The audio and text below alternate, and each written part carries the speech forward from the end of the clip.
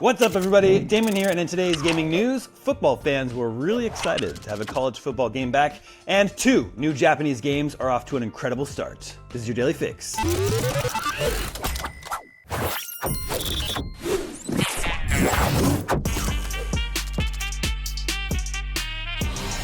The latest video game sales data for North America shows that Madden NFL 25 was the best-selling game of August 2024.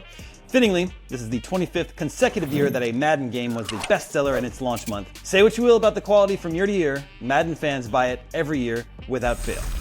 EA is enjoying a lot of wins right now. Not only does it have the best-selling game of August, it has the second best-selling game of the month with College Football 25. But forget August. College football is now the best-selling game of the entire year, unseating Helldivers 2, which had enjoyed the top spot for about 6 months since its release earlier this year. The third best-selling game of the year is Call of Duty Modern Warfare 3. We'll see how Black Ops 6 shakes things up later this month. Other sales data to note is that Star Wars Outlaws was the third best-selling game of August, its debut month, even though Ubisoft has said its sales were disappointing. And over on the Switch, the best-selling games of August were not released this year, except for Paper Mario: The Thousand Year Door, which just made the list at number 10. Every other game in the top 10 is an older release, including the number 1 game, Mario Kart 8. Still to come this year are the aforementioned Black Ops 6, Red Dead Redemption on PC, Dragon Age: The Veilguard, Horizon Zero Dawn Remastered, Dragon Quest III HD 2D Remake, Stalker 2, and Indiana Jones and the Great Circle. Speaking of game sales, Metaphor ReFantazio sold over 1 million copies in just one day. That's enough to make it the fastest-selling Atlas game of all time, breaking Persona 3 Reload's record of hitting 1 million in a week. Atlas has been around since 1986, and I think they used to be kind of a niche game maker. Metaphor ReFantazio's October 11th global release date has already seen the Persona-style game shoot up Steam's most-played game list, with 42,992 concurrent players at the time of this taping. That figure will no doubt rise as we head into the weekend. Atlas made the announcement alongside an illustration from character designer Shigenori Soejima, seen here. Metaphor ReFantazio, from the creators of the hugely popular Personas 3, 4, and 5, is a role-playing game set in a medieval fantasy realm. You play an orphaned boy who journeys across the kingdom in a bid for the throne. It has enjoyed pretty much universal acclaim. We gave it a 9 out of 10.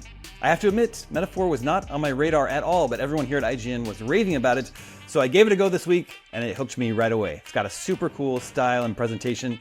We'll see how far I can get into it because there are a million games to play right now. You all should check out Iron Meat, Shogun Showdown, and Beyond Shadowgate.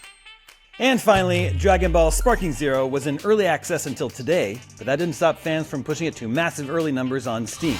In fact, Sparking Zero has sped past the peak player counts of every other Dragon Ball game. It's not even close. SteamDB currently reports a peak player count of 91,005, which was achieved 2 days ago.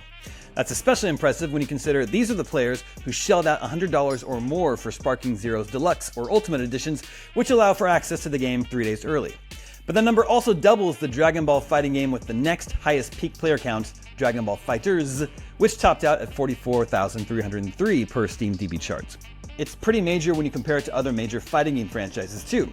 Street Fighter 6 had a peak player count of 70,573 16 months ago, while Mortal Kombat 1 peaked with 38,129 players 13 months ago. That player count will only rise when those who purchased the standard edition of Sparking Zero get their hands on it starting today. Our final review should be up by the time you're watching this. And that's your Daily Fix for Friday, October 11th. Now that you're caught up on the news, watch the trailer for the new Terrifier game. I haven't seen these movies. For some reason, I'm too nervous to. I don't know what it is. I usually like slashers. I'm Damon Hatfield, and for all your video game news, stay tuned to IGN.